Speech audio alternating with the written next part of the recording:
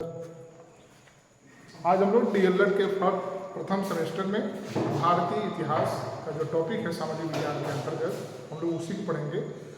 इसमें एक टॉपिक है जिसको हम लोग कहते हैं कि पाषाण काल। पाषाण काल जो भारतीय इतिहास है ये सबसे पुराना काल माना जाता है। और अगर हम इसके काल की बात करें तो चूँकि हम लोग इतिहास जानने के साधन की बात करते हैं तो इतिहास हम लोग कैसे जान सकते हैं। तो इतिहास जानने के बहुत सारे संसाधन हैं, साधन है, जैसे अभिलेख हो गया, मुद्राएं हो गई, स्मारक हो गए, लिखित चीज़ें हो गई। कभी कभी कुछ लोग करते क्या हैं, इतिहास जानने के साधनों में खनन का काम करते हैं। तो भारतीय अनुसंधान खनन में 1863 में एक जॉन ब्रूट नामक इतिहासकार ने पाषाण काल की सभ्यता की खोज की और उसने बताया कि पाषाण काल को हम 3 भागों में बांट सकते हैं। हालांकि उसने 2 ही भाग को बताया था, पूरा पाषाण काल, नवपाषाण काल। लेकिन चूंकि पूरा पाषाण काल और नवपाषाण काल के कार्यकाल की जो दूरी थी, अंतराल बहुत ज़्यादा हो रहा था, इसलिए इन दोनों के बीच में एक तीसरे काल को, मध्य पूरा पाषाण काल को रख दिया गया। इसलिए हम लोग पाषाण काल को, जिसे कि प्रस्तर काल भी कहा जाता है, इस काल को हम लोग 3 भागों में बांटते हैं, पूरा पाषाण काल, मध्य पाषाण काल और नवपाषाण काल। अगर हम लोग बात करें इसकी तो 1863 में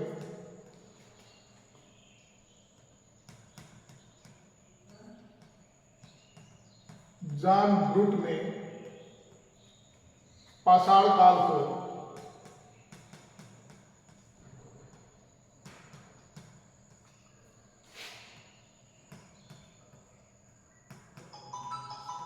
3 भागों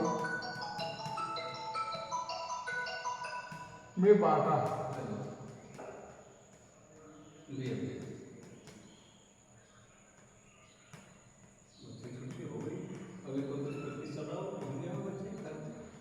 बच्चे घर कौन गए, कहाँ थे?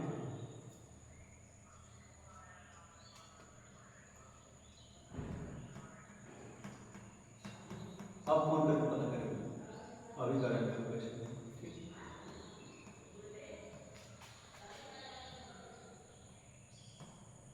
मध्य पाषाण काल,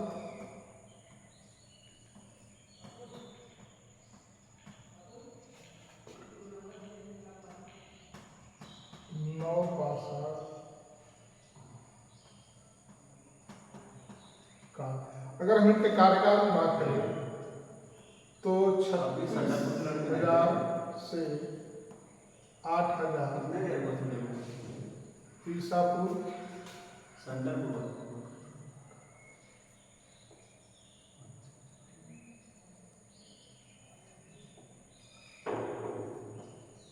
8,000 से 4,000 ईसा पूर्व और 4,000 से 25 ईसा पूर्व। जॉन ब्रूट ने पाषाण काल को 3 भागों में बांटा। पाषाण काल ये जर्मनी का था और इसने चूंकि 2 ही काल को बांटा था, लेकिन बाद में इसको लगा कि चूंकि दोनों काल में दूरी बहुत ज़्यादा हो जा रही है, अंतराल बहुत ज़्यादा हो जा रहा था, तो कुछ चीज़ें छूट जा रही थी, इसलिए उसने बाद में मध्य पाषाण काल को भी उसमें शामिल कर लिया। और पूरा पाषाण काल का जो समय है 36,000 ईसा पूर्व से लेकर के 8,000 ईसा पूर्व तक है। मध्य पाषाण काल का है 8,000 ईसा पूर्व से 4,000 ईसा पूर्व तक है। और नवपाषाण काल का जो समय है 4,000 ईसा पूर्व से लेकर के 2500 ईसा पूर्व तक है। अब अगर हम बात करते हैं कि ये पूरा पाषाण काल होता क्या है, पाषाण काल क्या होता है।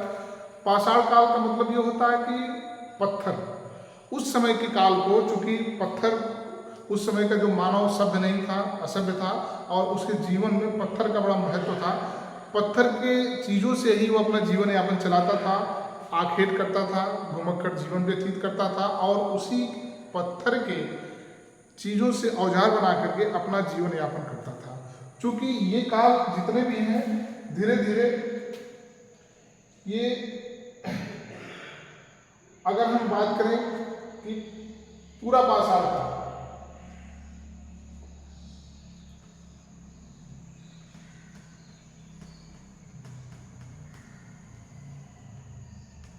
पूरा पाषाण काल।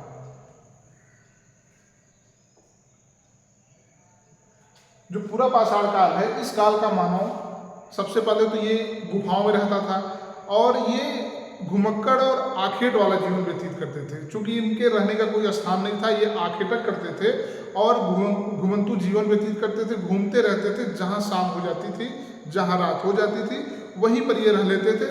और ये रहने के लिए अक्सर गुफाओं की खोज किया करते, चूँकि उस समय गुफाएं जो हैं नदियों के किनारे, समुद्र किनारे, मतलब कि जहाँ पर पानी वगैरह की संसाधन उपलब्ध रहा करते थे, वहीं पर ये अपना जीवन व्यतीत करते थे जा करके। और इनकी जो विशेषताएं थी, नंबर 1 था कि औजार,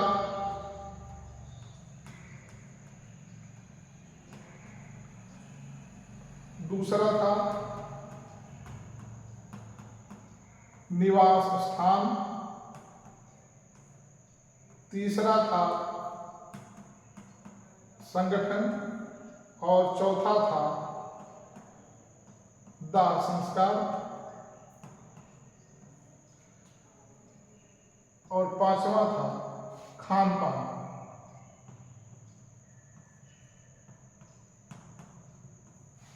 औजार, चूंकि उस समय प्रस्तर काल को ही हम लोग पाषाण काल कहते हैं, उसमें इनके जो औजार थे ये पत्थरों के, छोटे छोटे पत्थरों के, बड़े बड़े पत्थरों के औजार बनाते थे और ये जंगली जानवर को, पशुओं को मारते थे उसी पत्थर से और उन्हीं का भोजन करते थे। इनके जीवन में ना तो खेती थी, ना तो कोई पका भोजन था। ये कच्चे मांस को खाते थे, झाड़ फूड़ को खाते थे, फलों को खाते थे और जितने भी उस समय के आखेटक के जो जीव जंतु थे उनको खाया करते थे।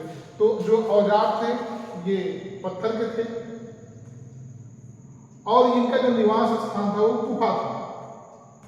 गुफा, ये रहने के लिए गुफाओं को खोजते थे और चूंकि गुफाएं काफ़ी सेफ उसमें मानी जाती थी, सुरक्षित मानी जाती थी। ये गुफाएं नदियों के किनारे, समुद्र के किनारे और दूसरे इनको वर्षा से, पानी से भी इनको बचाती थी, इसलिए ये गुफाओं को ही ज़्यादा पसंद करते थे। और इनका जो संगठन था, ये चूँकि जो संगठन उस समय था ये टोलियों में रहा करते थे और जो टोली का मुखिया होता था वो अपने टोली का नेतृत्व करता था और ये घूमते टहलते पूरा दिन घूमते थे, आखेटक करते थे और शाम को अपने टोली के नेतृत्वकर्ता के नेतृत्व में एक जगह फिर आकर के मिलते थे। तो अगर हम इनके संगठन की बात करें तो ये टोली में रहते थे। और अगर हम उनके दाह संस्कार की बात करें तो वहाँ से ऐसे भी साक्ष्य प्राप्त हुए हैं कि ये अपने सगे संबंधियों का दाह संस्कार करते थे।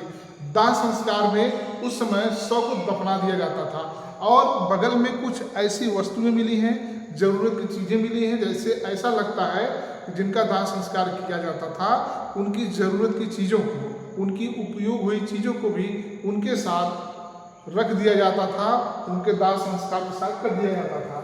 खान पान की अगर हम बात करें तो उस समय का जो खान पान था केवल कंदमूल था, कच्चा मांस था और कभी कभी ये भी था कि ये घूमते टहलते झाड़ियों को, पत्तों को भी खाया करते थे। तो दाह संस्कार में दफनाया जाता था और खान पान में अगर हम कहें कंदमूल और कच्चा मांस,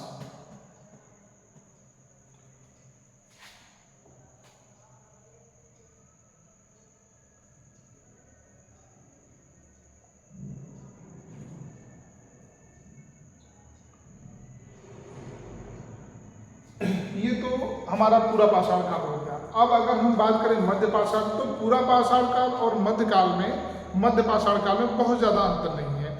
इसमें अंतर बस यही है कि जो व्यक्ति पूरा पाषाण काल में गुफाओं में रहते थे, अब क्या हुआ, ये लोग छोटी छोटी पहाड़ियों पर रहने लगे, छोटी छोटी पहाड़ियों पर रहने लगे। और दूसरा क्या हुआ, इनको थोड़ा बहुत खेती का ज्ञान होने लगा। चूँकि ये करते क्या थे कि जब ये औजार बनाने लगे तो बड़े बड़े जंगली जानवर से अपने बचाव के लिए भी बनाए थे, और कुछ ऐसे जानवर को ये बांधते थे ताकि वो उस समय के जंगली जानवर से उनकी सुरक्षा करे। और इस तरीके से इनके अंदर जानवरों को पालने की एक प्रवृत्ति आ गई और जानवर पालतू होने लगे। और ये जब पालतू होने लगे तो वहीं से पशुपालन की भी व्यवस्था हमारे यहाँ शुरू होती है। और धीरे धीरे, और चूंकि अगर हम इसमें बात करते हैं कि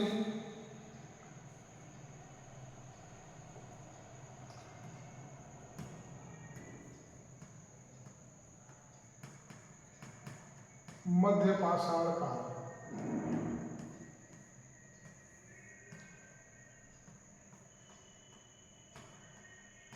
निवास,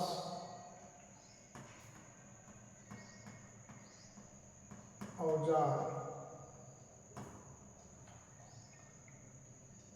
संगठन,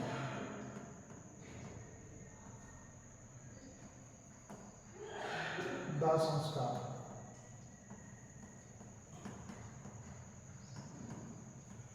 जैसे अभी हम लोगों ने पढ़ा कि पूरा पाषाण काल में जो निवास होता था वो गुफाओं में था, लेकिन यहाँ पर इनका जो निवास था छोटी छोटी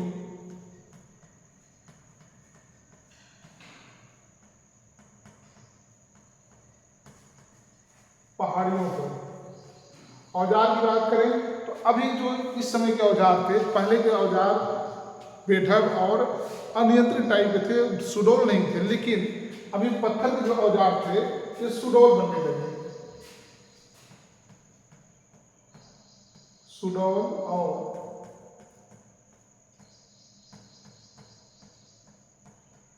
छोटे छोटे बनने लगे। इनका जो संगठन था ये टोली ही था, और जो इनका दाह संस्कार था वो भी अभी दफनाया ही जाता था।